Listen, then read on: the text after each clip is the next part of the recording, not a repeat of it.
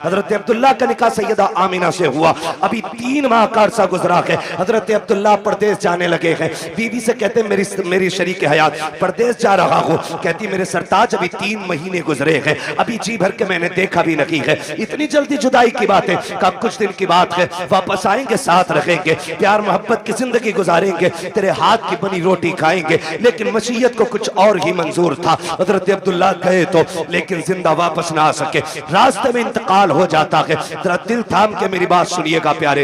हजरत अब्दुल्ला का इंतकाल हुआ, वापस नहीं आए हैं। लेकिन जब तारीख आई हजरत अब्दुल्ला की वापसी की, तो जिस तरह आज बाप परदेश से आता है, बेटियां घर में तैयारियां करती हैं, शोहर परदेश से आता है, बीवियां घर में तैयारियां करती हैं। हजरत आमिना तैयारियां कर रही हैं, घर की सफाई चल रही है, बिस्तर लगाया जा रहा है। हजरत अब्दुल मुत्तलिब कहते हैं आमिना बेटी बता तो सही, ये इतनी खुशियां किसके लिए हैं? कब्बा आज मेरे अब्दुल्ला आने वाले हैं, ये सारा इंतजाम उनके लिए है। कहते बेटे खाना तो खा लिया होता। कब्बा जी अब्दुल्ला कह के गए थे साथ खाना खाएंगे। बेटी वो कब आएंगे? का जब आएंगे तभी खाया जाएगा। शाम हो गई, अब्दुल्ला नहीं आए हैं। कहती अब्बा जी पता तो कीजिए, मेरे अब्दुल्ला को आ जाना चाहिए था, लेकिन अब तक नहीं आए हैं। अब्दुल मुत्तलिब खाने काबा में गए, किसी ने आके कहा अब्दुल मुत्तलिब कहा जी आपके अब्दुल्ला वापस नहीं आएंगे। आपने इतना सुना बिजलियां गिर गई, ऐसा लग रहा था जैसे हसरतों की खुशियों का जल करके पूरा नशेमन खाक हो गया हो। आपने खुद को संभाला, घर तशरीफ लेकर के आए हैं। अभी दरवाजे पे पहुंचे हैं, दस्तक नहीं दी है, बेटी दौड़ के बाहर आ जाती है। अब्बा जी क्या हुआ? मेरे अब्दुल्ला का पता चला कि नहीं चला है? कहते हैं बेटी सब्र करना, अब्दुल्ला वापस नहीं आएंगे। इतना सुनना था, मेरे नबी की अम्मी बेहोश हो जाती है। होश आया, खुद को संभाला, ए मेरे परवरदिगार, मेरे बच्चे ने बाप का चेहरा नहीं देखा, इसके बाप ने बच्चे को नहीं देखा, आने से पहले मेरा बच्चा यतीम हो गया है। आवाज़े कुदरत आती है, आमीना रोने की जरूरत नहीं है, आंसू ना बहा।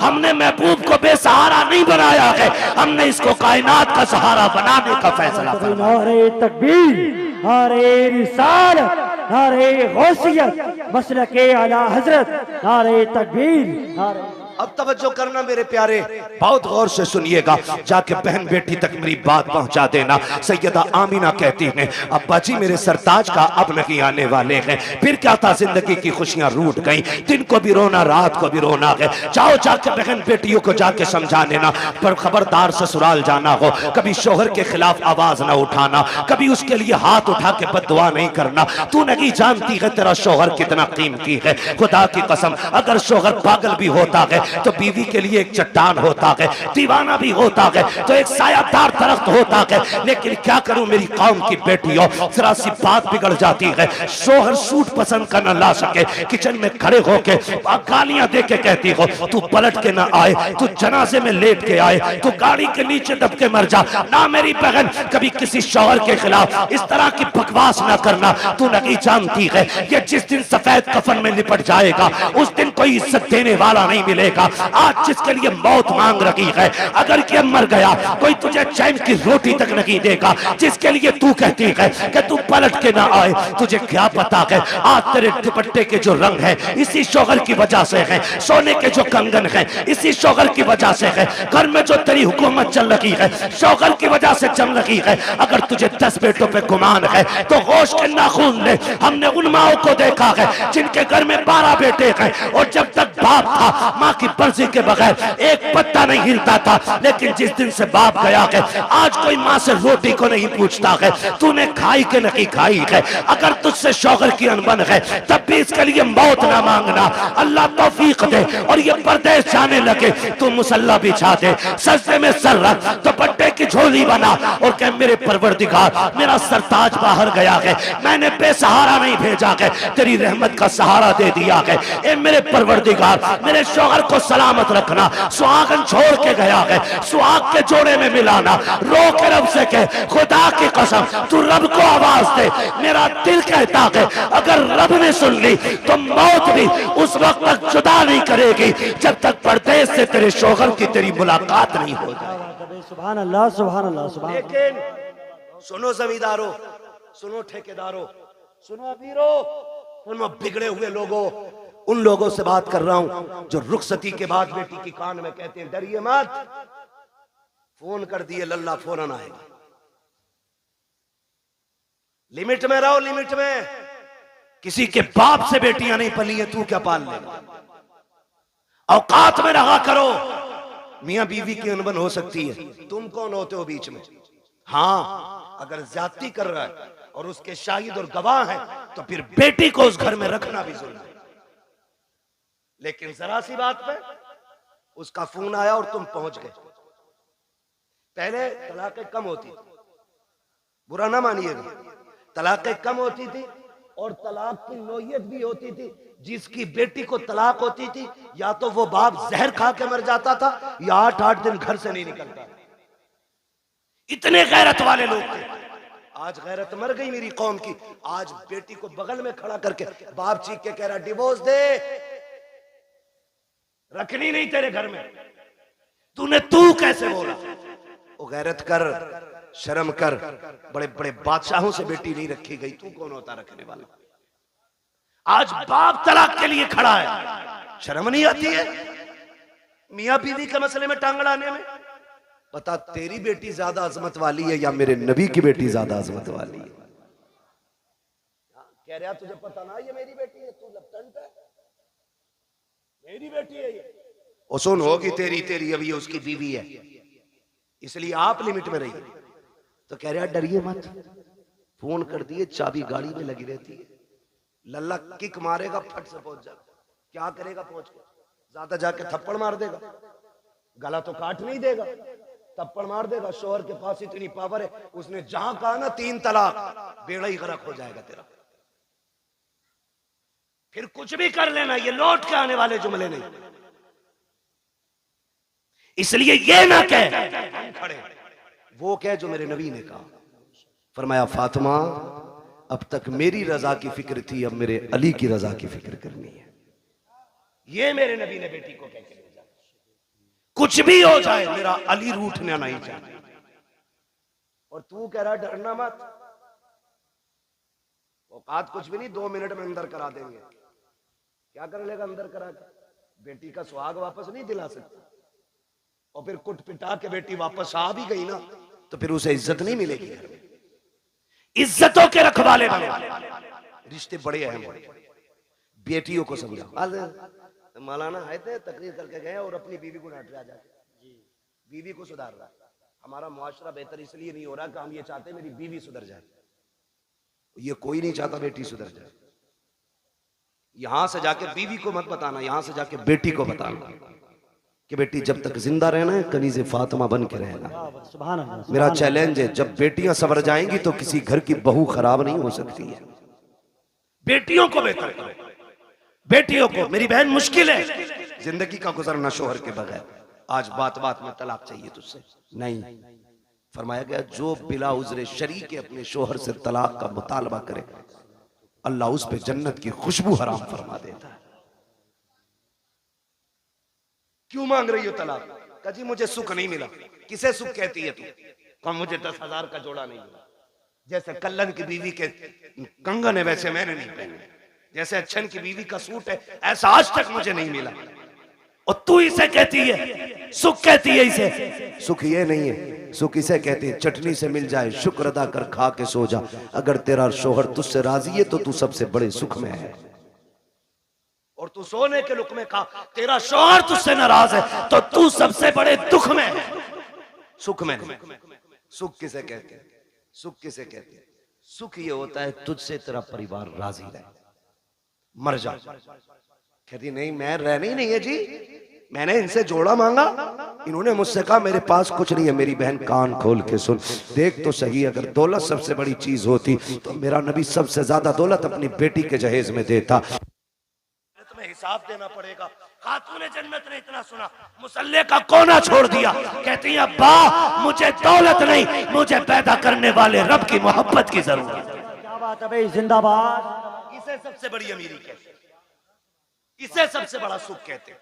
किसे कहते हैं? देवबंद मिल गया देख के दे दी, पैसे वाला था गाड़ी लाया था, लिया भी कुछ नहीं, आग लगे तेरे दामाद में। सीधी सी बात है। ओ भाई पैसे देख के दे दी। हुजूर ने जिसके हाथ में हाथ दिया था बेटी का, वो इतना गरीब मक्के का अली है कि जिसके पास मेहर देने का भी पैसा नहीं था। उसके हाथ में। और बेटी से क्या कहा था, फातिमा उस अली के साथ रिश्ता किया है जिस अली से बेहतर जमीन पे तेरे लिए कोई शोहर हो ही नहीं सकता। हो किधर, जा किधर। हजरत आमीना रोई रोई, सैयदा आमीना बेकरार हो गई, मालिक बच्चा आया है लेकिन बाप नहीं रहा। रोई, दुख होता है, दुख होता है। आज सदमे, अल्लाह भला करे हमारी कौम का। और एक हंगामा मैशर हो तो भूलूं उसको, सैकड़ों बातों का रह रह के ख्याल आता है। हमसे कहा गया सारे मौजूआत पे थोड़ा थोड़ा बोल लेना। भाई चौधरी साहब, अगर सारे मौजूआत पे बोलूं तो 3 घंटे चाहिए। एक बात कम से कम इतनी तो की जाए जो उसका समझ में आ जाए कि इसमें क्या नुकसान क्या नफा है। बस आखिरी बात मैं करने लगा हूं, अल्लाह आपको सलामत रखे। टाइम 1.25 घंटे से ऊपर हो गया। बहुत गौर से मेरी बात सुनिए। हुजूर माँ के शिकम में आए, मुश्किल जिंदगी होती है एक बेवा की, और वो जिंदगी तो बड़ी मुश्किल थी। इतनी मुश्किल जिंदगी थी कि उस दौर में बेवा को जीने का हक ही कोई नहीं था। लोग कहते हैं ना क्यों मिलाद मनाते हो, इसलिए ही तो मिलाद मनाते। अगर किसी का शौहर इंतकाल कर जाता था ना, या तो उसे मनहूस समझा जाता था, या उसे शौहर की चिता पे जला दिया जाता था, या उसे 40 दिन एक कमरे में बंद कर दिया जाता था। फिर भी जिंदा निकल आती तो गधे पे बैठाया जाता, काला मुंह किया जाता और कहा जाता ये वो मनहूस है जो शौहर को खा गई, और फिर उससे कोई निकाह नहीं करता था।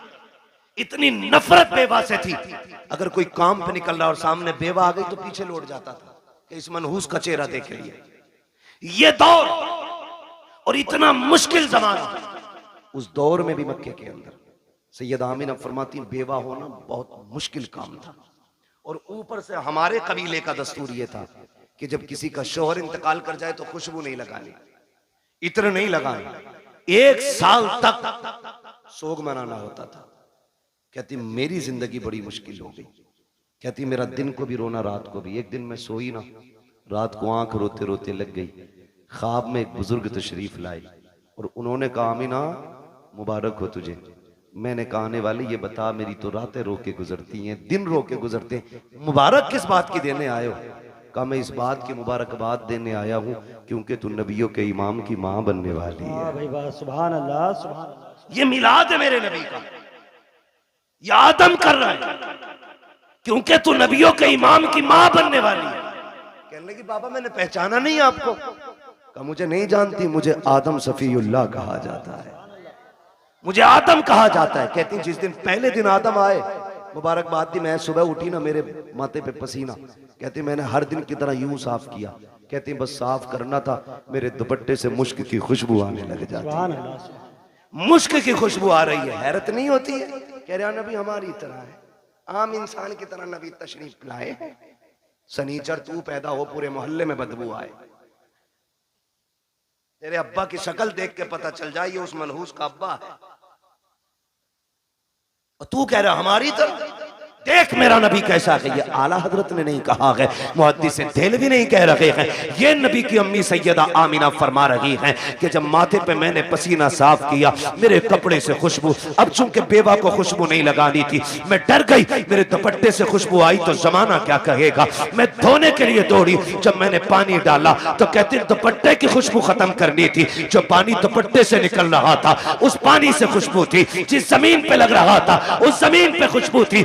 मैंने धोना छोड़ दिया, दुपट्टा समेट के रख दिया। जैसे जैसे दिन गुजरते गए मुबारकबादियां मिलती रही, अंबिया आते रहे, मुबारकबादी देते रहे। कहते फिर वो दिन गुजरते गए। कहते जब कई महीने गुजर गए, एक दिन ऐसा हुआ कि खुशबू मेरे घर से निकली, आंगन में फैली, आंगन को पार किया, पड़ोस में गई, पड़ोस की हदों को तोड़ा, मोहल्ले में फैल गई। मैं खुशबू छुपा रही थी लेकिन खुशबू आगे बढ़ती जा रही थी कि यहाँ तक के बातें होने लग गई। आमीना बड़ी अजीब खुशबू लगाती है। बात चलते चलते अब्दुल मुत्तलिब तक आ गई। अब्दुल मुत्तलिब घर आए, आमीना बेटी सुना है तू खुशबू लगाया करती है। कहा ना मैंने कोई खुशबू नहीं लगाई है। कहा अगर खुशबू नहीं लगाई तो तेरे बदन से खुशबू के झोंके कैसे आते हैं? कहते हैं अब्बा जी सच ये है मैं कोई इत्र नहीं लगाती हूँ, हकीकत ये है जब से आपके बेटे अब्दुल्लाह की अमानत मेरे शिकम में आई है, मैं जिन गलियों से गुजरती हूँ वो गलियां उसकी खुशबू से महक जाया कर। क्या बात है, नारे तकबीर, नारे रिसालत। तवज्जो है ना सारे लोगों की? मैं मिलाद बयान को बहुत तेजी में बयान कर रहा हूँ। कहती हैं कि मेरी बात नहीं है, ये उस बच्चे की बरकत है जो मेरे शिकम में आया है। मैं गलियों से गुजरूं तो गलियों से खुशबू आती है। मुस्कुराने लगे। बेटी और भी कोई बात? कहा अब्बा और भी ताज्जुब खेज बात है। कहा क्या? का एक दिन मैं सहन में टहल लगी थी, मैंने कंकर उठाया, मैंने कहा फेंक तो चुभ ना जाए। कहती जब मैंने हाथ लगाया, ये नबी नहीं नबी की अम्मी कह रही। कौन नबी की? बोले जरा कौन? नबी की अम्मी कह रही है, नबी नहीं कह रही, नबी की अम्मी कह रही वो कंकर मैंने उठाया, मैं चाहूं कि फेंक दूं। कहती जब हाथ लगाया ना तो वो मोम की तरह पिघलने लग गया, मोम की तरह। कहती मेरे मुंह से जुमला निकला, या अल्लाह ये क्या मामला है, ये पत्थर पिघल लगा है, कंकर पिघल लगा है। कहती इतना कहा ना वो कंकर बोलने लगा। उसने कहा अमीना यार को तो आने दे, अभी तो छोटे छोटे पिघल रहे हैं, जब वो आ जाएंगे बड़े बड़े पत्थर पिघलने लग जाए। सुभान अल्लाह। वो कंकर मुझसे बोला। कहती मेरे ससुर मुस्कुराने लग गए। अमीना और भी बात है ना, और भी कहा अब्बा और बताऊं? कहा क्या? एक दिन मैं सो रही थी, मुझे पसीना आया ना, अचानक मेरी कमर के पीछे से ठंडी हवा के झोंके आए। जब झोंके आए मैंने मुड़ के देखा, ये हवा किधर से आ रही? मौसम में तो हवा नहीं है। कहती जब मुड़ के देखा ना तो दो खूबसूरत परियां, दो खूबसूरत चांद जैसी चेहरे वाली शहजादियां मेरी कमर के पीछे पंखे से हवा कर रही। मैंने कहा कौन हो जी, इधर किधर से? उन्होंने कहा कि हम आपकी खिदमत के लिए आए। कहा तुम्हें मक्के में तो नहीं देखा? कहा देख भी नहीं सकती। कहा क्यों? कहा हम मक्के से नहीं, हम तो रब की जन्नत से आए हुए हैं। से कहा हाँ। कहा क्यों? का तेरे माथे पे पसीना आया, रब ने हुक्म दे दिया मेरे महबूब की माँ की जाके ठंडी हवाओं के झोंके पेश किए जाए। अल्लाह अकबर। नबी की अम्मी कहती है भाई ये भी हुआ? कहा और कुछ? कहा हाँ और भी है। कहा क्या?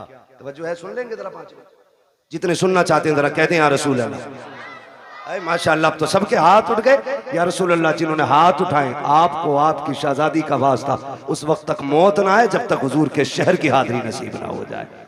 अल्लाह सबको सलामत रखे। कहती बेटी और भी कुछ? हाँ अब्बा और भी कुछ। सुने देखो वो फजीता खोर भी याद रखना, नबी हमारी तरह, और मेरे नबी की शान भी सुनना। मिलाद वालों मुबारकबाद के लायक हुजूर की मिलाद कर रहे, मुबारकबाद के लायक। कहती है अब्बा जी रात को ना होता यह है कि कभी कभी आप चले जाते हैं ना, पानी खत्म हो जाता है घर में। क्या हो जाता है? पानी खत्म हो जाता है। सुन रहे हैं ना मेरे भाई? वक्त ज्यादा तो नहीं हुआ मेरा, अभी है मेरे पास वक्त, अभी टाइम है। अल्लाह सबका टाइम बढ़ा दे।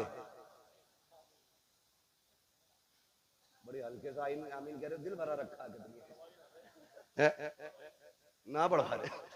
तवज्जो है ना सारे लोगों को? बेटी और कुछ? हाँ कभी कभी आप चले जाते हो ना हरम शरीफ पानी पिलाने के लिए, वो घर में कभी कभी ऐसा होता आप पानी घर का भी ले जाते हो। अम्मी मुझसे कहती है अमीना पानी भर ला। ये नबी की अम्मी कहती मैं बर्तन लेती हूँ और कुएं पे जाती हूँ। लड़कियां मुझे देखती हैं खड़ी रहती हैं, बेटी क्यों? तो जब मैं चली जाती हूँ ना तो उन्हें डोल रस्सी डालनी नहीं पड़ती। क्या मतलब? अब्बा मैं जाती हूँ और मैं कुएं के किनारे खड़े होती हूँ और झांकती हूँ ना तो पानी छलांगे मार के किनारे पे आके खड़ा हो जाता है, किनारे पे आके खड़ा हो जाता है। अब्बा जी सब यूं बर्तन भर लेती हैं, किसी को रस्सी डोल की जरूरत नहीं पड़ती। बेटी फिर तुम? अब्बा सबसे बाद में मेरी बारी आती, फिर मैं पानी भरती हूँ और जब मुड़ के चलती हूँ फिर पानी नीचे जाता है। अब्बा बोलता है पानी जब नीचे जाता है तो पानी बोलता है। हाँ अब्बा पानी नहीं। जब मैं वापस आती हूँ सारी बच्चियां लड़कियां आती हैं, मैं पीछे रह जाती हूँ। तो जब मैं चलती हूँ ना तो जो बड़े दरख्त हैं वो भी सजदे में गिर जाते हैं, जो छोटे पौधे वो भी गिर जाते हैं। अब्बा पत्थर भी बोलते, कंकर भी बोलते। बेटी क्या बोलते? अब्बा जी वो बोलते मैं सुनती हूँ। तो अब्दुल मुत्तलिब कहते हैं बेटी तुम उनकी आवाज सुनती हो? कहा हाँ। उनकी बोली समझ लेती हो? कहा जी अब्बा समझ भी लेती हो। अब जब इतनी बात कही कहते हैं बेटी बताओ ना क्या कहते हैं वो? कहती है अब्बा जी जब मैं चलती हूँ तो कुएं का पानी, दरख्त, रास्ते के पत्थर, कंकर, छोटे बड़े सभी आवाज देते हैं अस्सलातु वस्सलामु अलैका या उम्म रसूलिल्लाह। ए नबी की माँ तुझ पर भी सलाम हो, तेरे आने वाले बेटे मोहम्मद पर भी सलाम। अल्लाह कलेजा ठंडा हो गया, मुस्कुराने लगे, कहने लगे रब ने मेरी दुआ कबूल कर ली। काबा क्या मतलब? का एक दिन तुझे रोते देखा, हरम में गया, मैंने खिलाफे काबा पकड़ के कहा था काबे वाले मुझे तूने और भी बेटे दिए, मेरा एक गया तो मैं सब्र कर लूंगा। आमीना का तो कोई सहारा ही नहीं रहा। ये जो बच्चा आने वाला है ना अल्लाह इसे ऐसा बना देना कि ये मेरी आमीना का सहारा बन जाए। कहते मैंने इतना का आवाज आई अब्दुल मुत्तलिब तू तो आमीना के सहारे की बात कर रहा है, जिसको हम भेजने वाले हैं ना हमने उसे कायनात का सहारा बनाने का फैसला। सुभान अल्लाह सुभान अल्लाह सुभान। कि मैं तभी समझ गया ये बेटा शान वाला होगा। नबी की अम्मी बयान फरमाती है, फिर वक्त गुजरता गया। वो रात आ गई जिस रात में मेरा शहजादा आने वाला है, शहजादा आने वाला है। घर सजाए थे आप? सजाए थे भाई? बोले अगर सजाए हो तो सजाए थे कि नहीं? लाइट लगी थी, झंडे भी लगे होंगे, ये तो पहचान है हम सुन्नियों की, है ना? सारी मस्जिदें सजी थी। सुभान अल्लाह। मस्जिदें सजी कोई नया काम नहीं। 12वीं शब आई, रब ने फरमाया जिब्रील जी रब्बे जलील का हुक्म करो कि पूरी जन्नत सजाई जाए। अब बोले जरा सुभान अल्लाह। जो अब तक नहीं बोला मुझे अफसोस रहेगा, वो जलसे में आया ही क्यों था। रब ने हुक्म दिया जिब्रील जन्नत सजवाओ। अर्ज करते हैं मालिक जन्नत तो कहते ही सजी सजाई जगह कौन? फरमाया नहीं, और ज्यादा सजाओ ताकि जन्नत को भी पता लगे आज वो आ गया कि जिसके सदके में जन्नत बनाई गई है। जन्नत सजाई गई। फिर हुक्म हुआ एक मिंबर लगाया जाए। कहां? बैतुल मामूर के पास। बैतुल मामूर के पास मिंबर लगा। फिर रब ने फरमाया मीकाईल से कहो कि वो हमारी शान में खुतबा पढ़े। हजरत मीकाईल ने रब की शान में खुतबा पढ़ा, यानी कि तकरीर की, और ऐसी तकरीर के पूरी जन्नत झूमने लगी। जब तकरीर मुकम्मल हो गई, रब हुक्म क्या है? रब ने फरमाया जिब्रील जी रब्बे जलील कि जिब्राइल, मीकाईल, इसराफील, इजराइल चारों आ जाओ। चारों आगे। मालिक अब का अपने ताबे फरिश्ते 1-1 लाख फरिश्ता लेके आमिना की चौखट पे चले जाओ। अभी नहीं बोलोगे तो कब बोलोगे यार? आमिना की चौखट पे। मालिक करना क्या है? का पता नहीं, महबूब आने वाला है, मुबारकबाद ही पेश करनी है। अब बहुत गौर से सुनना। इधर सैयदा आमिना कहती है मैं घर में लेटी थी, आज मुझे अब्दुल्ला के ना होने का बड़ा गम था। मैं सोच रही थी काश अब्दुल्ला होते ना तो आज मेरे घर में अंधेरा नहीं होता। बच्चे की विलादत का वक्त है, 4 औरतें मक्के की भी मेरे पास होती, आज मैं तन्हा ना होती। कहती शोहर की जुदाई का गम ये रुलाने लगा। कहते भी आंसू आंख से निकल के रुखसार तक आया था कि अचानक मेरे घर की दीवारें फटने लग गई।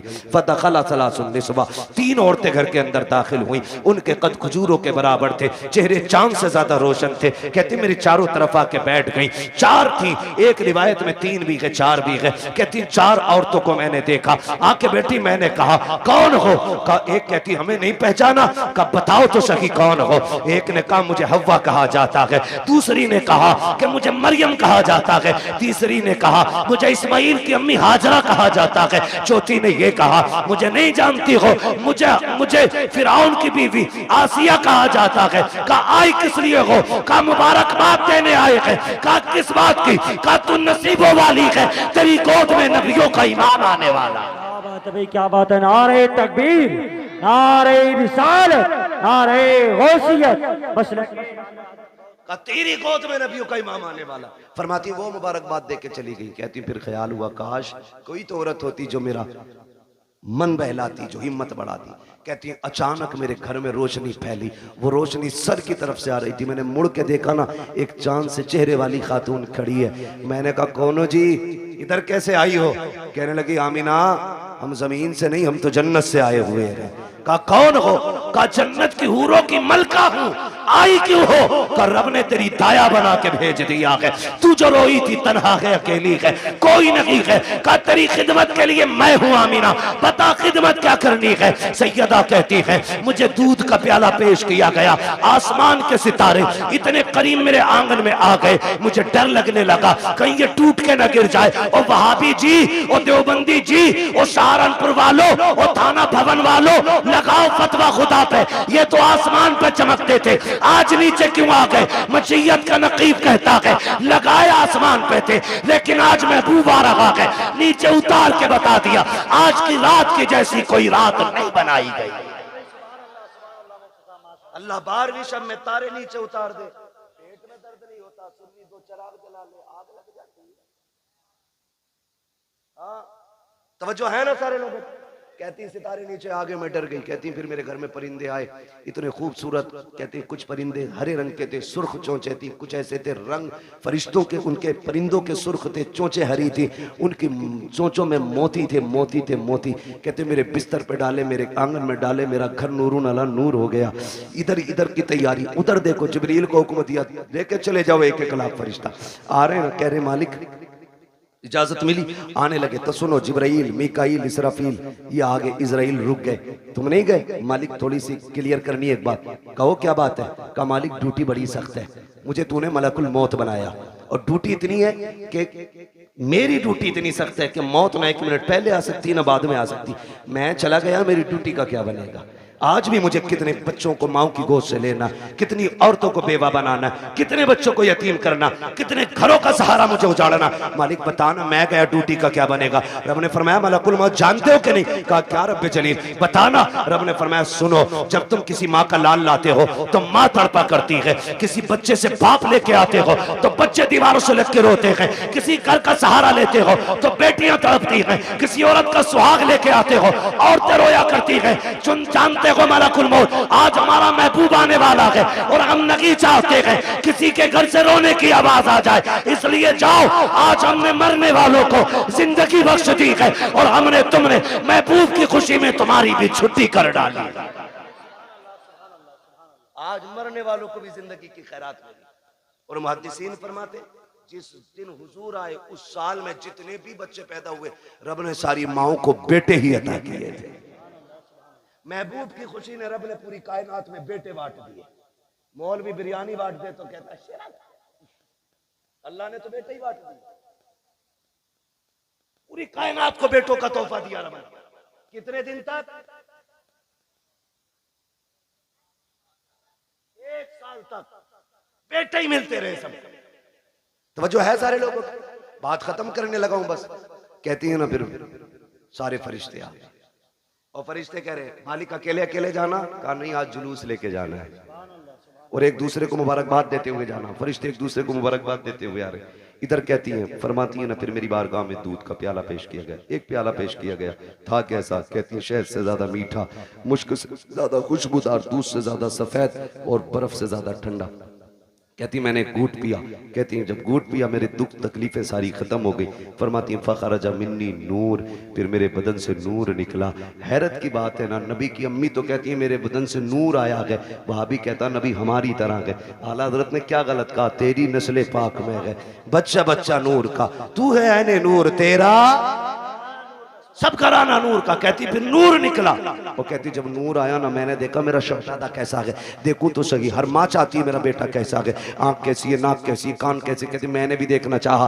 कहती जब लम्मा नजर तू, जब मैंने अपने बेटे को देखा, कहती मकहूलन पहली नजर मेरी उसकी आंखों पे पड़ी तो मेरे लाल की आंखों में सुरमा लगा हुआ था, मदहूनन बालों में तेल लगाए हुए हैं, मगसूलन गुस्ल करके आ रहे हैं, मुअत्तरन खुशबूदार पैदा हो रहे हैं। फरमाती है ताहिरन पाक साफ आ रहे हैं। कहती मकसूरन नाफ कटा हुआ है, मखतूनन खतना शुदा पैदा हो रहे हैं। अगली बात कहती है आते ही मेरे लाल ने काना साजिदा सजदे में सर रखा, मैंने कान लगा के सुना मेरा बेटा कह रहा था रब्बे क़ब्ली उम्मती, रब्बे क़ब्ली उम्मती। जमीले कादरी कहते हैं रब्बे क़ब्ली उम्मती कहते हुए पैदा हुए। रब ने फरमाया कि बख्शा अस्सलातो है जी। रुक के आखिरी बात कह के बात खत्म कर लूं, इंशाल्लाह कभी जिंदगी रहेगी यहाँ से आगे की बात तो फिर बयान कर लेंगे। लेकिन शर्त ये भाई नीचे करो थोड़ा सा, टाइम से नंबर दे, 11 बजे माइक दे देना और 12 बजे अपना ले लेना, ठीक है? इंशाल्लाह कभी टाइम से गुफ्तगू होगी। हुजूर तशरीफ लाए, कायनात मुस्कुराने लगी, बातें बहुत सी हैं। हुजूर आ गए, हुजूर आए, इधर मेरे हुजूर ने सजदे में सर, उधर काबा झुक गया। आला हज़रत फरमाते हैं जिनके सजदे को महराब काबा झुकी, उन भवों की लताफत पे जोर से, उन भवों की लताफत पे लाखों सलाम। और फरमाते हैं पतली पतली गुले कुद्स की पत्तियां, उन लबों की लताफत पे लाखों सलाम। ये क्यों झुक गया काबा, ये क्यों आ गया रुकू में, क्यों सजदे की तरफ दौड़ा? आवाज आती बरेली से हाजियो आओ, शहंशाह का रोजा देखो, काबा तो देख चुके काबे का, काबे का काबा देखो। हुजूर आए, कायनात मुस्कुराने लगी। हुजूर मुहद्दिस देलवी फरमाते हैं जिस ज़मीन पर हुजूर की विलादत का तज़किरा होता है, अल्लाह 1 साल तक उस ज़मीन पे अपने करम की बारिशें फरमाता है। जिस मोहल्ले जिस बस्ती में हुजूर की विलादत होती है ना, अल्लाह 1 साल तक उस बस्ती से मुसीबतों को दूर फरमा दिया करता है। इतनी बड़ी बरकतें हुजूर की विलादत के तज़किरे की हैं। आला हज़रत फरमाते हैं हश्र तक डालेंगे हम पैदाइश मौला की धूम,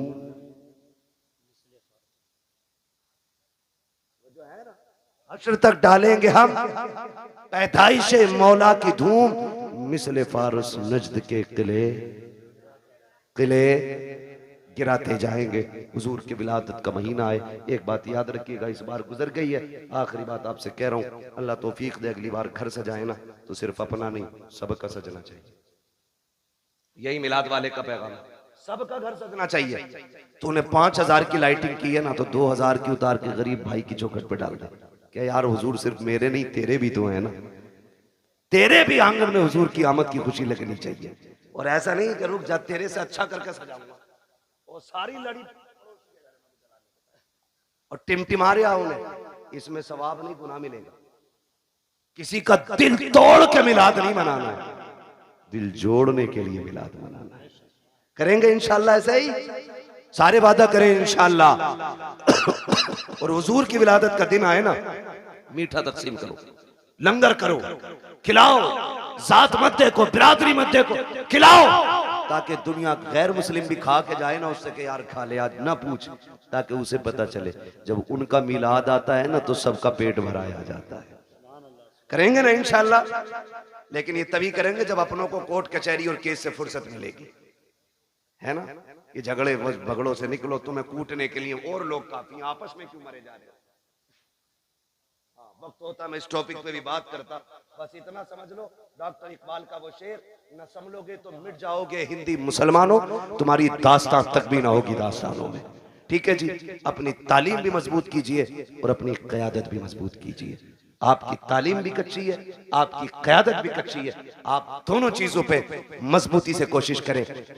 इल्म की जिम्मेदारी हमारे उलमा ले रखे हैं और क़यादत की जिम्मेदारी ये जिम्मेदार लोग जाने कैसे करेंगे। बहरहाल हमारी क़यादत भी मजबूत होनी चाहिए और हमारा हर एंगल से मुस्लिम कौम का एक एक बंदा मजबूत होना चाहिए।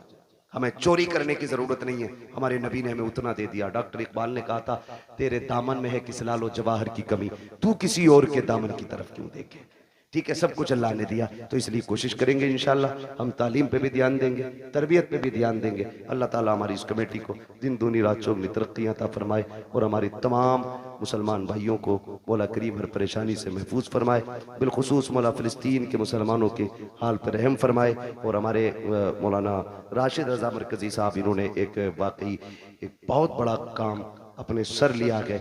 ये एक यूँ कहें कि ये कई तंजीमों का काम था जो अकेले इस मर्द मुजाहिद ने शुरू किया है। हम सब की जिम्मेदारी बनती है हम अपने भाई राशिद रज़ा मरकज़ी के साथ खड़े हों।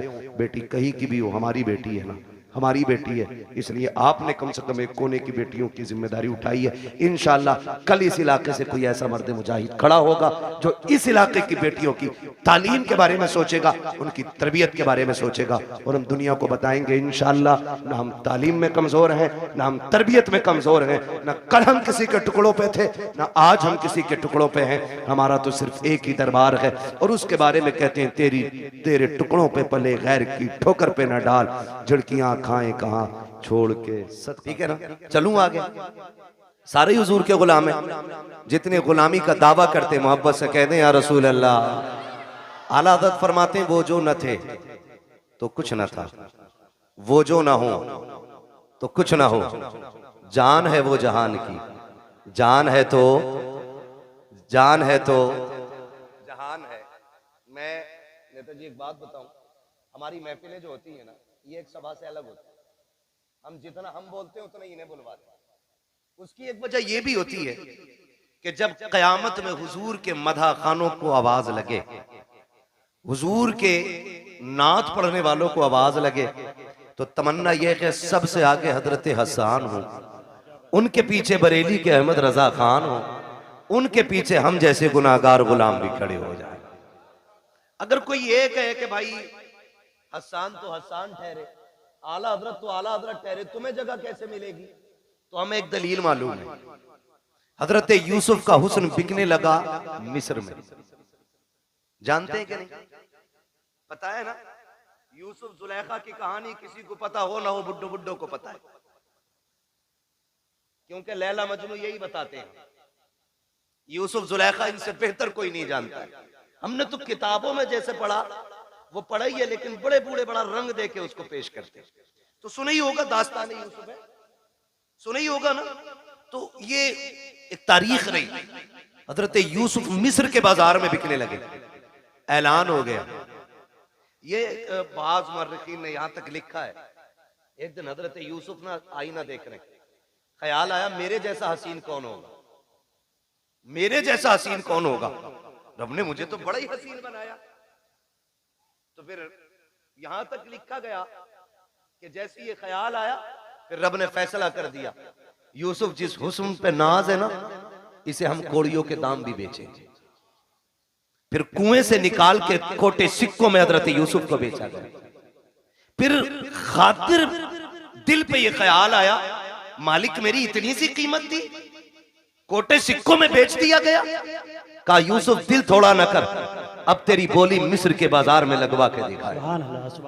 फिर रब ने मिस्र के बाजार में यूसुफ की बोली लगवाई। फिर कीमत कितनी थी, कभी खोटे सिक्कों में बेचा और कभी मिस्र के बाजार में खड़ा हुआ यूसुफ।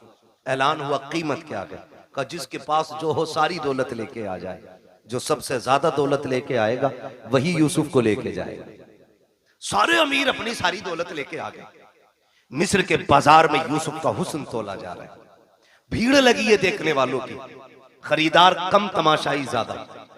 जो भीड़ लगी थी वो चारों तरफ थी। अचानक पीछे से शोर हुआ, हटो बचो हटो बचो। लोगों ने मुड़ के देखा क्या हो रहा है, देखा एक बूढ़ी औरत आ रही, और बूढ़ी औरत ने ना, वो देखे होंगे चरखे ना, चरखे देखे नहीं, ये बड़े बूढ़ों के तो दौर में रहे हैं, मैं बच्चों से जवानों से पूछूं, देखे ना चरखे, रुई काटने वाले। तो उस औरत ने ना वो रुई काटा हुआ धागा बगल में रखा था, वो करी हटो बचो। का किधर, का सुना के आज यूसुफ की बोली लग रही, मैं भी खरीदने आई। किसी ने देखा क्या लेके आई है, ये है ना मेरे पास धागा। कितना है, का 5 सेर रुई पूरी तोल के उसको धागा बना के लेके आई। 5 सेर रुई का धागा है। किसी ने कहा फिर, कहा मैं लेके आई हूं, यूसुफ खरीदूंगी। हंस के कहने लगा तू खरीदेगी, वो देख अजीज मिस्र की सारी दौलत पल्ले में चढ़ गई है, हीरे जवाहिरात से यूसुफ को तोला जा रहा है, फिर भी दौलत पूरी नहीं डाल रही है, तू धागे से तोलेगी। उसने कहा हटकर पगले जाने तो दे। का करेगी क्या, का उस लाइन में तो जाके खड़ी हो जाओ जिसमें यूसुफ के खरीदार खड़े हैं। का किस लिए, का जब यूसुफ के खरीदारों का कयामत में तस्करा होगा और नाम लिया जाएगा, तो जहां अजीज़े मिस्र की गिनती लगेगी वहां उस धागे वाली का भी नाम आ जाएगा। जहां उनके खरीदारों में दौलत वाले आएंगे वही धागे वाले भी खड़ी हो जाएगी, ताकि ये तो पता चले जहां दौलत वाले यूसुफ से प्यार करते थे वहां ये गरीब बूढ़ी भी मेरे यूसुफ से प्यार करती है। भाई क्या बात है, नारे तकबीर, नारे रिसालत, नारे गौसियत, मसलके आला हजरत, नारे तकबीर, नारे रिसालत। तवज्जो है सारे लोगों की। तो इसलिए आपसे भी कहा जाता आप भी पढ़ लिया करें, और शुक्र है रब का हमारे सुनने वाले भी हुजूर की नात पढ़ते हैं। वो जो न थे तो, वो जो ना हो तो, वो जो ना हो तो, आप किस मिट्टी के बने हैं। मैं कुर्सी इधर कर लूं, अगर आप बोल सकते हैं तो बोलें। वो जो न थे तो, वो जो ना हो तो, जान है वो जहान की, जान है तो जहान है। मैं एक बात कहूंगा, मेरा नबी पूरी कायनात के लिए रहमत बन के आया, पूरी कायनात, सिर्फ मुसलमानों के लिए नहीं, पूरी कायनात के लिए। चरिंद परिंद दरिंदे सारे लोगों के लिए मेरा नबी पूरी कायनात के जर्रे जर्रे के लिए रहमत बन के आया। होना तो ये चाहिए था कि हर कौम हर बिरादरी की छत पे मेरे नबी की आमद पे झंडा लगना चाहिए था। आप कहें कैसे, हुजूर तो हमारे। सुने, आप दुनिया देख लें और उसूल देखें। मैं पूरे चैलेंज के साथ कहता हूं, आज किसी घर में अगर बेटी मुस्कुराती है ना, तो वो एहसान मेरे नबी का है। आज अगर किसी घर के अंदर माँ बेटे को थप्पड़ मार के खड़ी हो जाए और बेटा सर झुका के खड़ा रहे, माँ से कुछ नहीं कह रहा है ना, तो ये कमाल माँ का नहीं, कमाल मेरे नबी का है। अगर आज बाप बेटे को बीच चौराहे पे जूते से मारे और बेटा गर्दन झुका के मुस्कुराता रहे ना, तो इसमें कमाल बाप का नहीं है, इसमें कमाल रसूल पाक का है। इसलिए कि मेरे नबी ने ना माँ बाप का एहतराम सिखाया है। अगर आज हम माँ को उसकी जूतियों को सर पे रखने में जिंदगी की महराज समझते हैं ना, तो वो दिन दूर नहीं, भूले नहीं हमें जिस दिन मेरे नबी ने कहा था अल जन्नतु तहता क़दामी उम्महातिकुम, तुम्हारी जन्नत तुम्हारी माओं के कदमों के नीचे रखी गई है। तब से लोगों ने, कायनात ने माँ का एहतराम करना शुरू किया। और जब बाप का मामला था तो यही दुनिया, यही तारीख और यही समाज, यही लोग, यही हड्डियां, यही खून, कोई बदला नहीं ये दौर, यही सारी दुनिया थी। और बेटा बाप को बाजार में बेच देता था। मेरा नबी आया और आने के बाद का लोगों, रब की रजा बाप की रजा में है। अगर रब राजी, बाप राजी है तो तेरा रब राजी है, और तेरा बाप नाराज है तो तुझसे तेरा पैदा करने वाला खुदा भी नाराज है। तो तब से बाप का एहतराम हुआ। रह गई बेटी की बात, तो बेटी को तो लोग पैर की जूती समझते थे, जिंदा दफन करने पे फख्र करते थे। मैं इसलिए कहता हूं बेटियों, कभी सर से दुपट्टा उतरने लगे ना, तो मगरिबी तहजीब पे मत जाना, फैशन के नाम पे बिगड़ने की कोशिश मत करना। जब सर का दुपट्टा सरक के कंधे पे आए ना, तो आमीना के लाल का एहसान याद करना, आमीना के लाल का एहसान। खुदा की कसम आज दिल दुखता है, लोग तालीम के नाम पे कहते हैं कि हमारी आजादी हमारा हक है, हम अपनी आजादी के साथ जी सकते हैं, दुपट्टा किसी की जिम्मेदारी से हम नहीं ओढ़ेंगे। मैं कहता हूं खुदा की कसम, जो बेटियां ये समझती हैं ना कि दुपट्टा उतारने में इज्जत है, तारीख पढ़ के देख लो, औरत जितना छुप के रहती है उतनी इज्जतदार रहती है, जितना खुल के रहती है उतना ज्यादा जलील रहा करती है। चैलेंज है हमारा, जाओ दुनिया घूम के आ जाओ। और सच्ची बात बताऊं, ये जो खड़े रहते हैं ना, जो इस्लाम के खिलाफ बकवास करते हैं, इस्लाम ने, मुसलमानों ने औरतों को कैद में डाल दिया और पर्दा दे करके उन्हें फांसी दे दी, उनका ऐसा कर दिया। मेरा चैलेंज है, ये भी जब निकाह करने चलते हैं ना, शादी करने, इन्हें भी शरीफ बच्ची चाहिए होती है, इन्हें भी शरीफ बच्ची चाहिए होती है। और शराफत की सबसे बड़ी पहचान यह है कि बच्ची की नजरों में हया होना चाहिए। यह सबसे बड़ी पहचान शराफत की है कि उसकी नजरों में हया होनी चाहिए। कितना बड़ा दाग लगाने की कोशिश की जाती है कि इस्लाम ने औरत को पर्दे में डाल के ना उसकी जिंदगी को लिमिटेड कर दिया, उसके अधिकार, उसके हुकूक छीन लिए, और ये कहते हैं कि औरत का बराबर हक है मर्द के साथ। क्या बराबरी का हक है? तो लोगों का कहना यह है कि जैसे मर्द मजदूरी करता वैसे औरत भी मजदूरी करे। ये नजरिया कि अगर रोडवेज मर्द कंडक्टर है तो औरत भी होनी चाहिए, मर्द ड्राइवर है तो औरत भी होनी चाहिए, का ये बराबर का अधिकार है। मैं कहता हूं गैरत आनी चाहिए। कहा क्यों? कहा तुम हमारे इस्लाम के बारे में क्या जानो।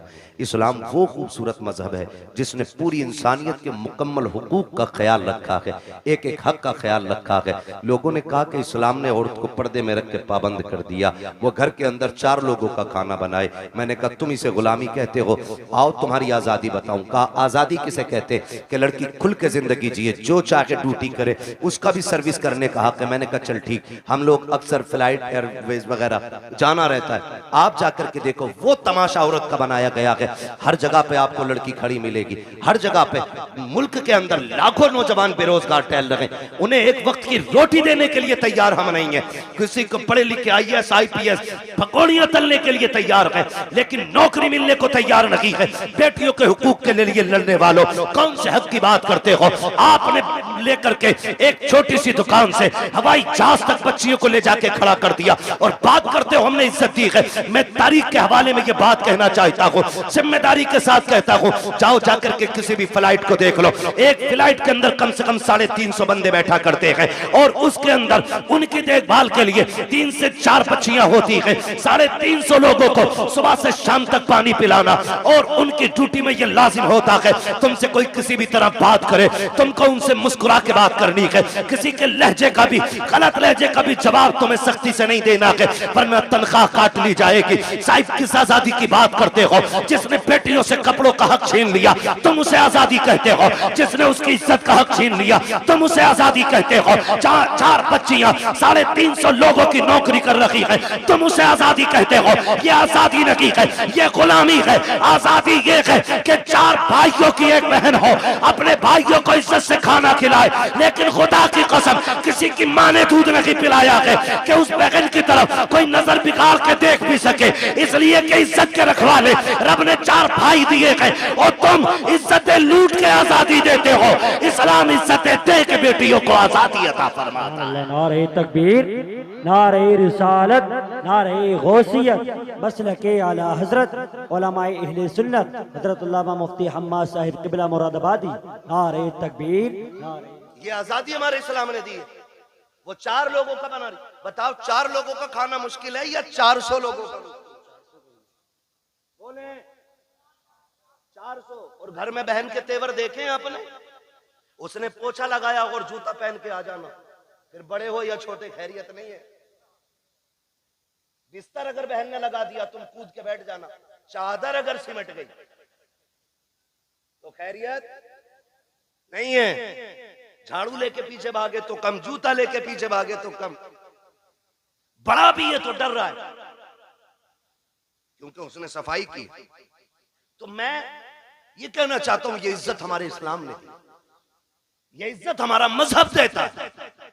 लेकिन दिल के पपोले जल उठे सीने के दाग से, इस घर को आग लग गई घर के चिराग से। किसके लिए रोए हम? कमी तो हमारी है ना सारी, खतावार तो हम ही है ना कहीं, चूक तो हम ही से हुई है कहीं ना कहीं।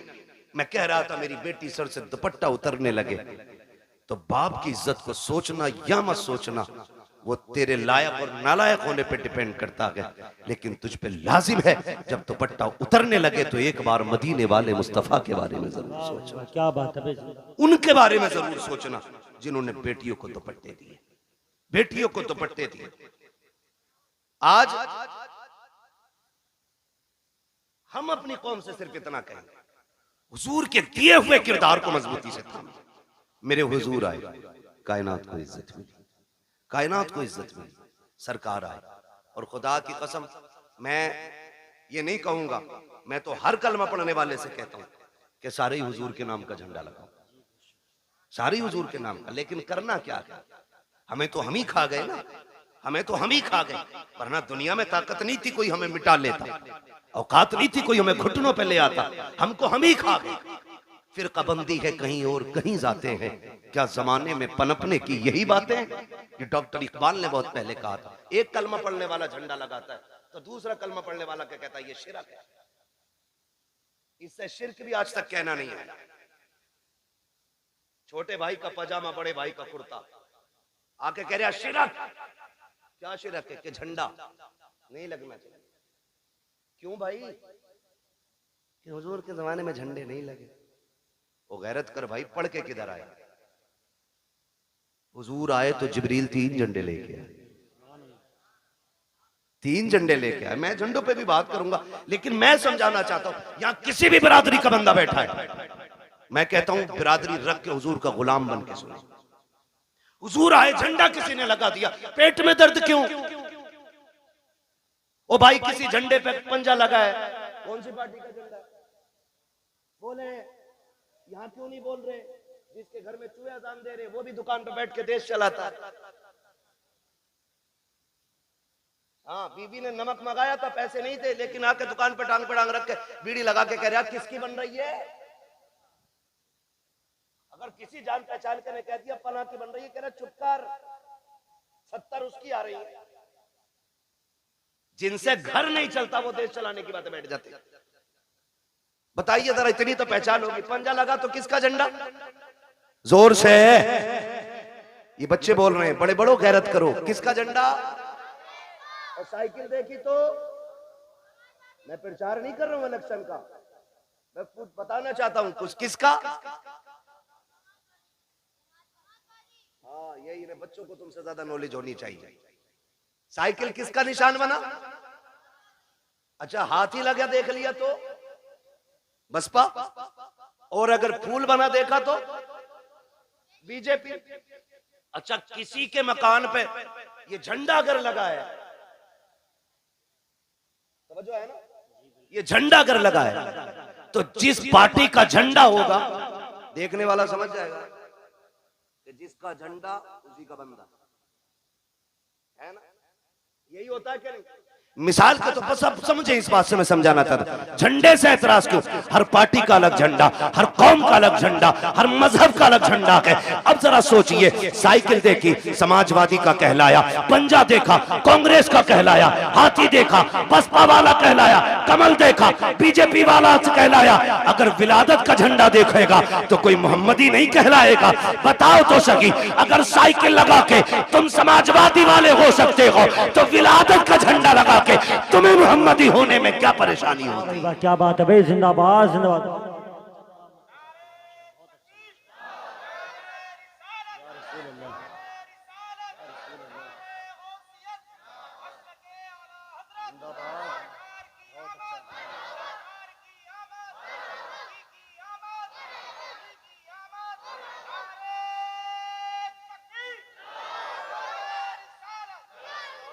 ओ भाई, तो हमारे झंडे लगे, टोपी ओढ़ के मस्जिद से निकल के कह रहे हाथ में तस्बीह है। अजीब मक्कार लोग हैं, तस्बीह भी नहीं रुकती, जीभ भी नहीं रुकती। जिक्र कौन कर रहा है, किधर हो रहा भाई? बराबर कह कहिए उसके जमाने में नहीं तो ये बराबर चल रही, या तो तू झूठा या तेरी तस्बीह झूठी। हाँ, तो लंबी लंबी फेंक रहे, आके झंडों ने लगा ना, कपड़ा खराब किया था, 3 गरीब बच्चे का दुपट्टा ही बन जाना। खुदा का शुक्र है हम मुस्तफा के मानने वाले। तू गरीब बच्चियों की लिस्ट बना के दे, हम सुन्नी लोग हैं, झंडे भी बराबर लगाएंगे, दुपट्टे भी बराबर बांट लेंगे, है क्या नहीं? हम दुपट्टे भी बांट सकते हैं, झंडे। तो मैं ये मुसीबत दुपट्टे और झंडों में ही क्यों दिखती?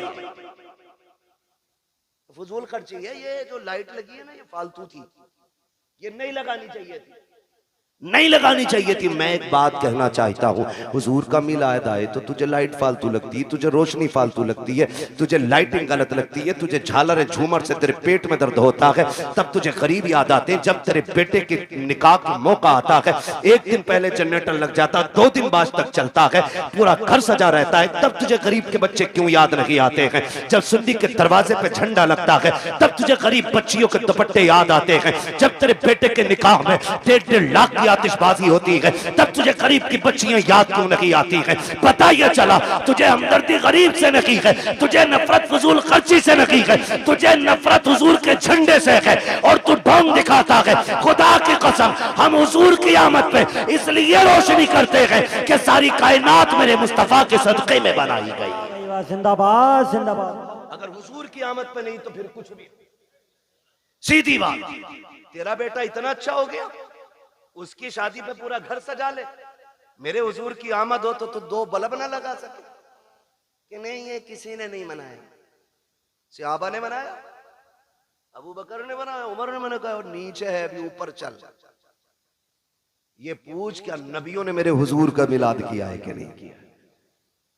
मैं कुरान सर पे रख के कसम खा के कह सकता हूं, हजरत आदम से लेके हजरत ईसा तक हर नबी ने मेरे नबी की पैदाइश के तज़किरे की है। सभी ने ये बात कही। मिलाद है क्या, समझने की कोशिश करें। हुजूर की आमद की बातों को मिलाद कहा जाता है, यही मिलाद है। कहते ये किसने किया? हजरत आदम से लेकर हजरत ईसा तक। और मैं कहता हूं खुदा की कसम, जैसा मिलाद मेरे रब ने किया वैसा किसी ने किया ही नहीं। और ऊपर चल के देखो ना, और ऊपर चलो, नीचे बैठा बैठा लंबी लंबी हाँ करें नहीं। यहां तो एक जगह खड़ा होना था ना, ये जुलूस मोहम्मदी था। जितने हमारे नबी थे उतने तुम्हारे भी तो थे। तुमने ये हंगामे क्यों किए कि ये नहीं होना चाहिए, वो नहीं होना चाहिए? फिर क्या गलत कहा मेरे इमाम ने?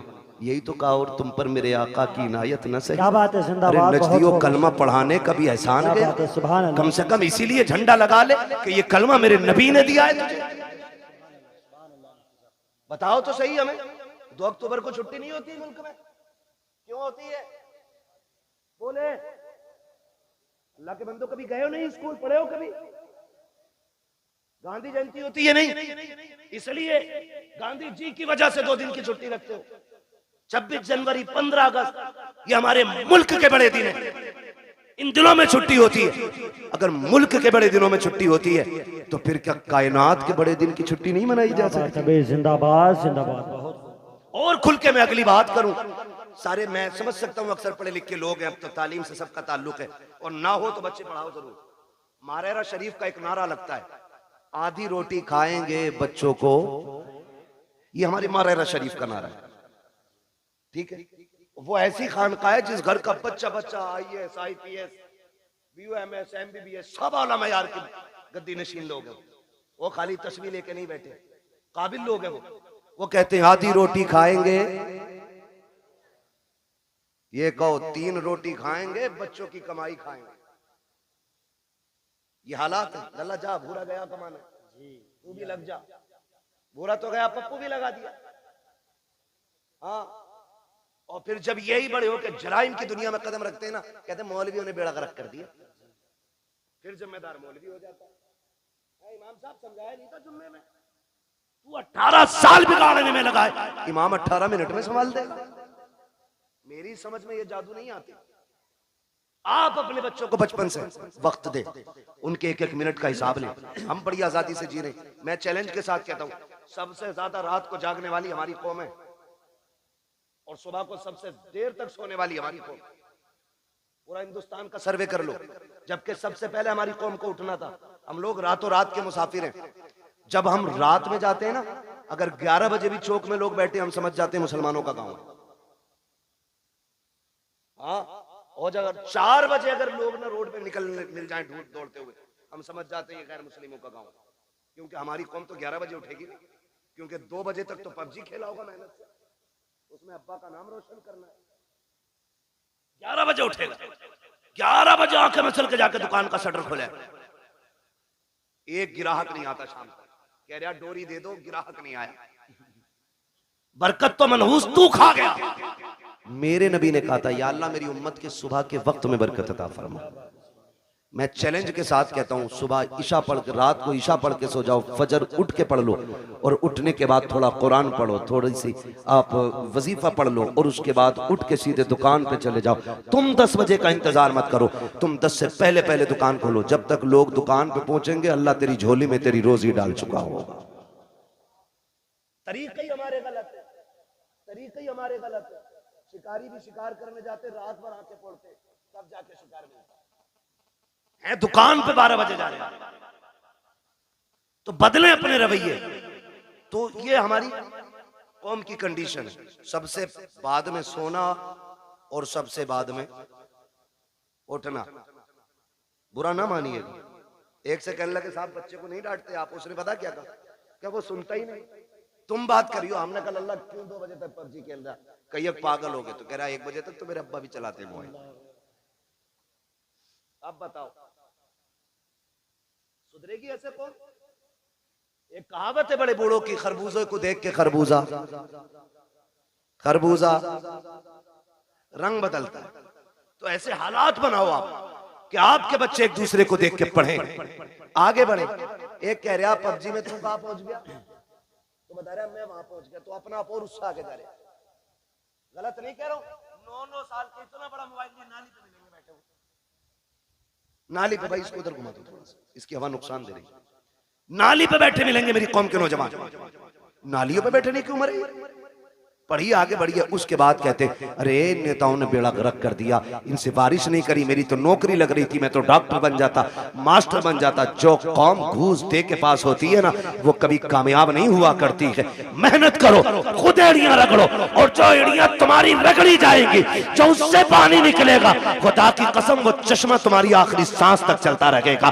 गलती तुमने ये की है, दूसरे के कंधों पे चले हो। काश अपनी जिम्मेदारी लेके आगे बढ़ते, खुद मेहनत करते। अगर तुम्हारे अंदर काबिलियत होती, किसी की मां ने दूध नहीं पिलाया था, तुमसे हक छीन लेता, जो हकदार होता है उसे हक हर हाल में मिल के रहा करता। सुभान अल्लाह। नारे तकबीर, नारे रिसालत, मसलके आला हजरत, नारे तकबीर।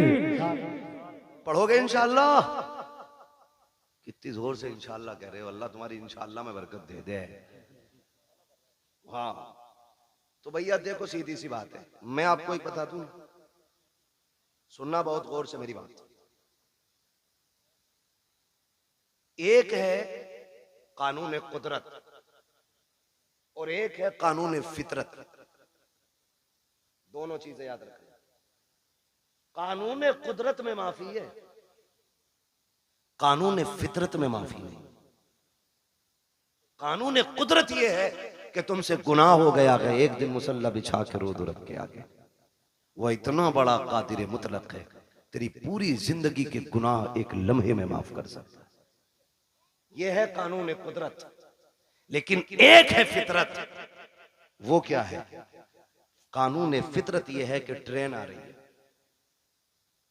120 की स्पीड से और तुम यूं खड़े हो जाओ कि अल्लाह चाहेगा तभी मरेंगे, नहीं चाहेगा नहीं मरेंगे। वो आई और छींचड़े बखेड़ गई, फिर कहने लगो अल्लाह ऐसे ही चाह रहा था। ये फितरत है। आप स्पीड वाली गाड़ी के आगे खड़े होगे तो नुकसान पहुंचेगा। आप भरे दरिया में हाथ पैर बांध के डाल दो किसी को और फिर कहो भाई कुदरत के ऊपर छोड़ दिया हमने। किसी को डेग में बंद करके पानी भर के नीचे से आग लगा दो और कहो जी कुदरत है, मरेगा मर जाएगा, बचेगा बच जाएगा। तो फितरत क्या है? बचना नहीं है ना। तो ये फितरत है। इसी तरह फितरत का ये भी कानून है, जो पढ़ेगा वो आगे बढ़ेगा, वरना आने वाले दौर में अनपढ़ों से नाली भी साफ नहीं कराई जाएगी। बिजनेस तो छोड़ो, बहुत बड़ी बात है, नालियां नहीं साफ करते और भीख भी नहीं मिलेगी। हालात इतने बदल गए। बब्बू भाई एक आया गाड़ी के पास, कहने लगा देखो, मैंने कहा टूटे नहीं है, QR कोड निकाला, कह रहा इस पे कर दो। ये भिखारियों ने तरक्की की है और हमने, अब्बा पे 18 थी, अल्लाह ने किस्मत से 3 बेटे दे दिए, 6-6 बीघे रह गई। और फिर अल्लाह ने उनको अगर 2 दे दिए, फिर 3-3 रह गई। और अगर उनके 2 हो गए, आगे रोड पर। ये कंडीशन है। पढ़ो, आगे बढ़ो। भीख में तुम्हें कुछ नहीं मिलने वाला। हक के लिए लड़ना पड़ता है, लड़ना पड़ता है। और तुम्हारी क़ियादत नेता नगरी, अल्लाह तुम्हें सलामत रखे। लाल रुमाल डाल के ना ऐसा बना फिर जा मंत्री, चले जाइए थाने को। थाने वालों ने सबसे ज्यादा उसे ही कूटा। उसे पता है ना ये खाली 4 लोगों का ही नेता। ये भी जानते हैं जिसके पीछे 4000 आदमी होंगे उसको इज्जत मिलेगी, जिसके पीछे 4 आदमी होंगे उसे इज्जत नहीं मिलेगी। तो 4 का ना बन, 4000 का बन। क़यादत कर, मजबूत कर, चोली और आंख में चोली खत्म कर, शान का कायद बन। कायद देखना है तो देख मेरे नबी के उमर को। जब कुर्सी पे बैठा तो शेर बकरी भी एक जगह खड़ी थी। पावर ये आपकी अपने अखलाक की बुनियाद पर पैदा होगा। आप जो है ना थोड़ा सा बदलें अपने आप को। हर 4 आदमियों में तो एक नेता है, हर 4 आदमियों में। कहां है भाई? कह रहे वो नेताजी बताएंगे। कौन है नेताजी? अरे इनके बड़े भैया। और उनके चचा के घर गए, कहां है तुम्हारे बेटे? है ना वो नेताजी के साथ गए, पता चला उनका भी बड़ा वाला नेताजी है। उनके ताऊ के घर गए, कहा कि उनके भी एक बड़ा नेताजी है। ये क्या कर रहे हो भाई? तो बदले अपनी रविश और सोच। डॉक्टर इकबाल ने कहा था कि मोहम्मद से वफा तूने तो हम तेरे, ये जहां चीज है क्या लो कलम तेरे। आप पढ़ेंगे ना तो आपको मालूम होगा ना आपकी पावर क्या है, आपकी ताकत क्या है। हम कभी जीतने के लिए अक्सर लड़ते ही नहीं इलेक्शन, हम हराने के लिए ज्यादा लड़ते हैं। ये कह रहा, हम तो खैर जानते नहीं इस मामले में ज्यादा, और अपना जो है ना कुछ ज्यादा वो रहता भी नहीं, ज्यादा बाहर ही रहते हैं। मैं पता ही नहीं कब इलेक्शन कौन सा हो जाता। लेकिन ये कह रहे बब्बू के अब्बा कह रहे इसे जरूर हरवाना आपके। ये हमारी कौम के हालात है, समझ रहे हैं ना? इसे जरूर हरवाना। ये मैंने मिसाल के तौर पे नाम लिया, सच्ची ना लेना। मैं सिर्फ बताना चाहता हूं कि लोगों की ये सोच है, तुम आप हराने के लिए क्यों, जीत के लिए आगे क्यों नहीं बढ़ते? जीत के लिए आगे बढ़ो, अपना हक हासिल करो। आपका एक नुमाइंदा अगर बीच चौराहे पे खड़ा हो जाए, कहते जो ये कहे वो हम कहेंगे, खुदा की कसम औकात नहीं है किसी की। अगर एसएसपी भी आके तेरे गांव के जेब कतरे को ले जाए, खुदा की कसम ये जो घरों में आग लगती है या तो तेरी लगाई है या मेरी लगाई है। आज भी वक्त है, इत्तेफाक पैदा कर लो, एक जगह खड़े हो जाओ। किसी की माँ ने दूध नहीं पिलाया है, कोई तुम्हारा बाल बेका भी करके दिखा। क्या बात है भाई, जिंदाबाद जिंदाबाद। यही सोच मेरे नबी ने तुम्हें दी। बट गए कितने सारे, इतने बढ़ गए।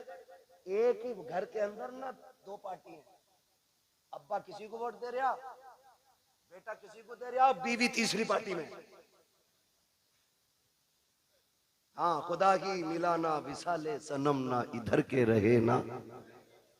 तो ऐसा मसला भाई, मैं प्रचार नहीं, मैं सिर्फ आपकी सफों में प्यार पैदा करना चाहता हूं। इसकी वजह से नफरतें पैदा नहीं होनी चाहिए। हाँ, इलेक्शन कोई हारे कोई जीते, छुट्टी इमाम साहब की ना, कुछ नहीं। मस्जिद मस्जिद है, ये अल्लाह का घर है। आके कह रहे निकालो, क्योंकि पिछले जुमे में मुझे सुनवाई आई थी, इन्होंने कही थी कलुआ कोई दियो सारे वोट। इमाम को पता ही नहीं कलुआ कौन था, वो छुट्टी हुई ना। हमारा दीन है, हम अपने दीन को खालिस रखें। मस्जिद में आए, इमाम से कहें वो तरीका बता जिस तरीके से मेरा नबी खाना खाता है, वो तरीका बताओ जिस तरीके से मेरा नबी पानी पीता है। हम इसीलिए तो हुजूर का मिलाद मनाते हैं, क्योंकि हुजूर आए तो खुदा की रहमतें बरसने लग गई, हुजूर आए तो कायनात मुस्कुराने लग गई। और हुजूर का मिलाद तो सबसे पहले मेरे रब ने ऐलान किया। हुजूर की विलादत की खुशखबरियाँ कायनात में मेरे रब ने फैलाई हैं। आप तारीख का ये बाप पलट करके देखिए, हर बंदा ये सोचता है। मैं आपको समझाना चाहता हूँ, खुदारा सुने बहुत गौर से। आज ना बड़ी आसानी से जब देखा ना कि दामाद मालदार है तो नसब नहीं देखा, जात नहीं देखी, मजहब नहीं देखा, जाके ना हम डायरेक्ट बेटी डाला है। भाई मजहब तो देख लेता, देखता ये अकीदा है कि बद अकीदा है कि खुश अकीदा है। हम मौलाना पैसे वाला था इसलिए लड़की दे दी, लड़की सुकून से रहेगी। नहीं मेरे भाई, तूने बेटी जहन्नम में झोंक दी है, क्योंकि ये 60 साल फाके से भी कट सकते हैं, लेकिन मरने वाली बात की जो जिंदगी है वो बड़ी मुश्किल हो जाएगी। वो 60 साल की नहीं, वो दायमी जिंदगी है। इसलिए खुदा के वास्ते पैसा देख के बेटी ना दिया करो, दीन देख के बेटी दिया करो। इसलिए कि पैसे के बगैर गुजारे हैं, लेकिन दीन के बगैर गुजारा नहीं हो सकता है। आज मेरी कौम कितनी आसानी से बर्बादी के दहाने पर है, हम आपस में बर्बाद होते जा रहे हैं। हुजूर से सच्चा प्यार क्यों नहीं करते हो?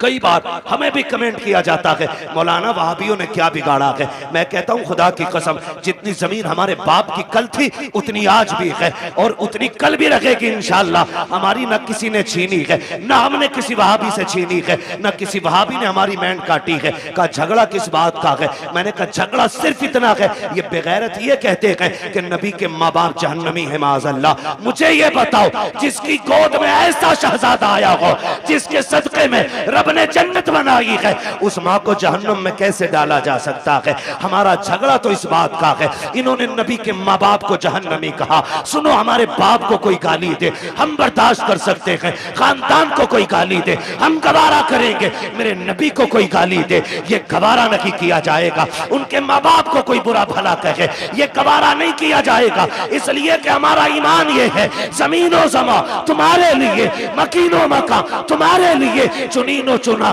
तुम्हारे लिए, बने दो जहां तुम्हारे लिए, हम आए यहाँ तुम्हारे लिए, उठे भी वहां तुम्हारे लिए। बात भाई, नारे तकबीर, नारे रिसालत, नारे गौसियत, मसलके आला हजरत हजरत अल्लामा मुफ्ती हम्माद साहिब किबला, नारे तकबीर, नारे।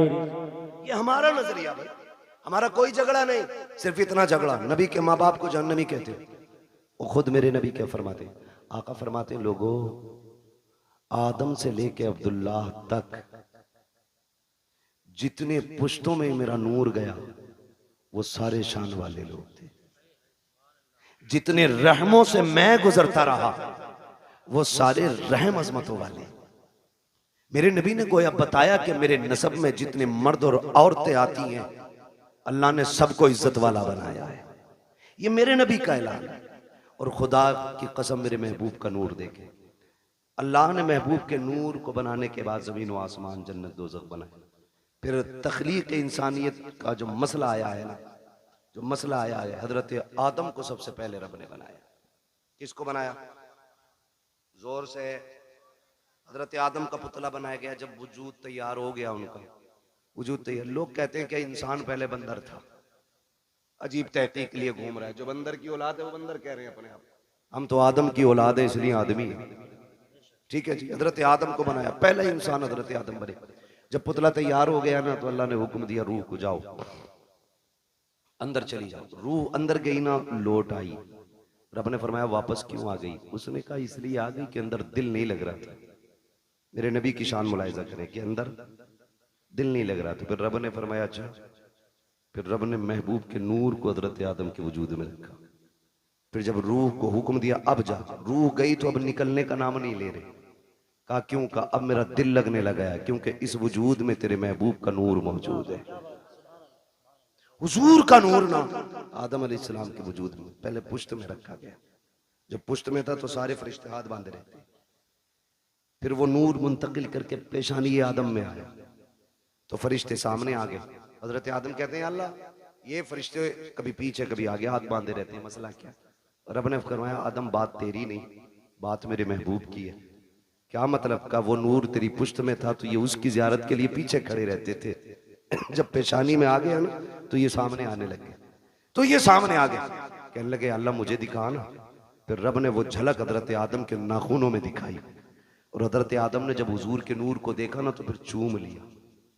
जब चूम लिया, खुदा का शुक्र है हम आदम की औलाद है। उन्होंने नूरे मोहम्मद देख के चूमा था, हम नामे मोहम्मद सुन के चूम लिया करते हैं। ये हमारा तरीका है। अब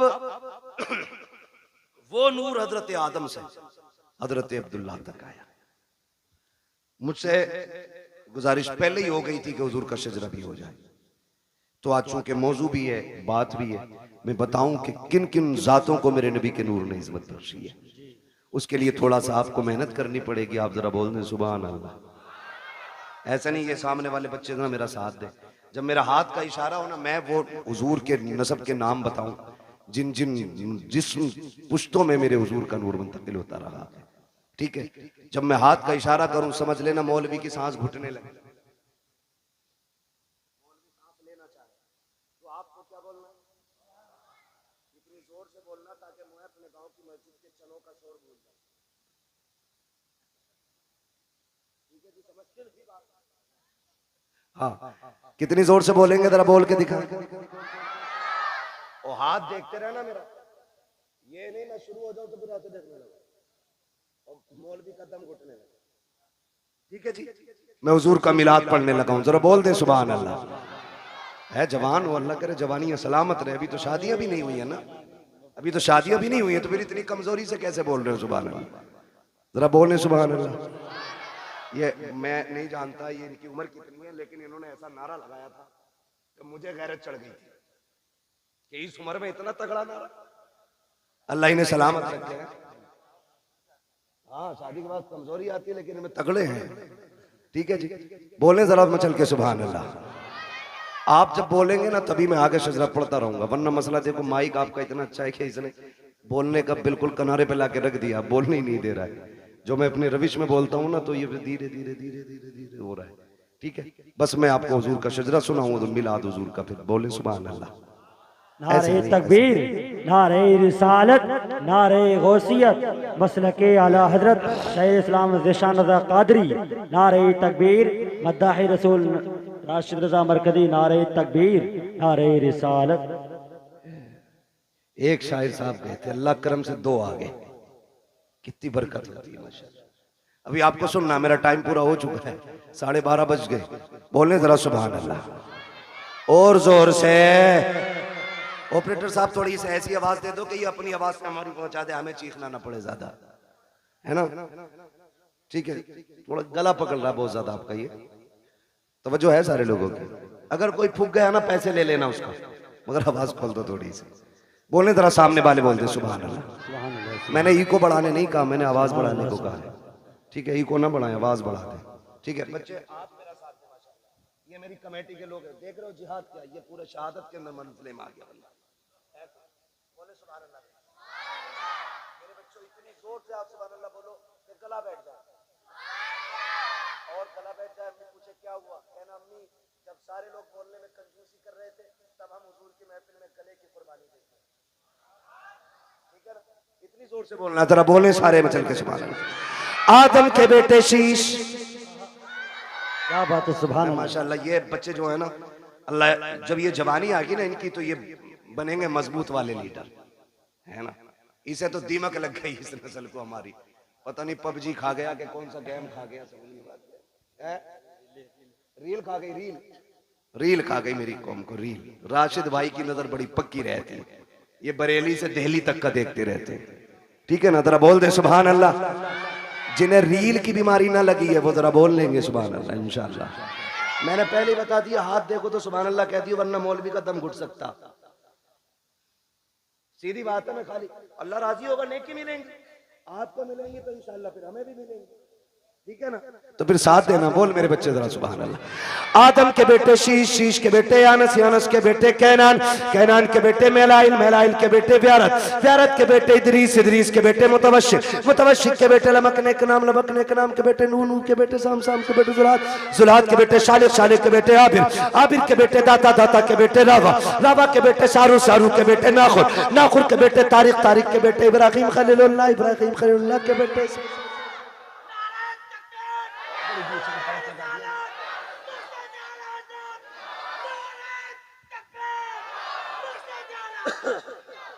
है जी, अल्लाह सलामत रखे।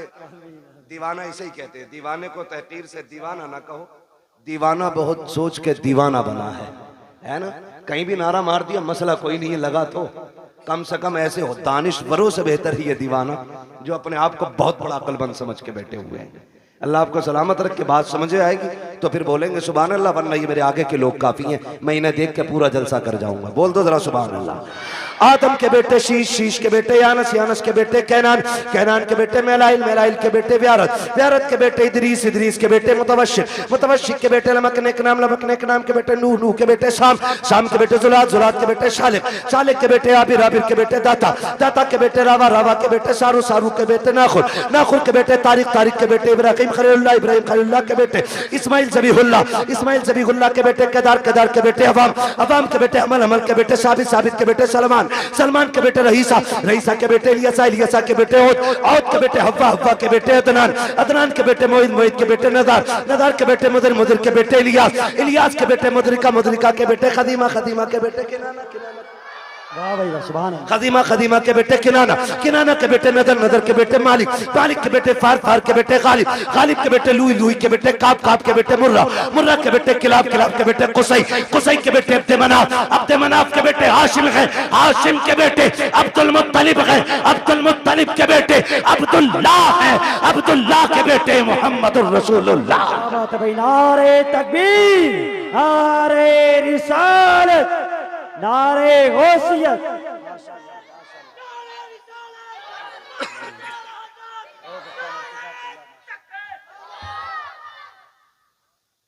तवज्जो है।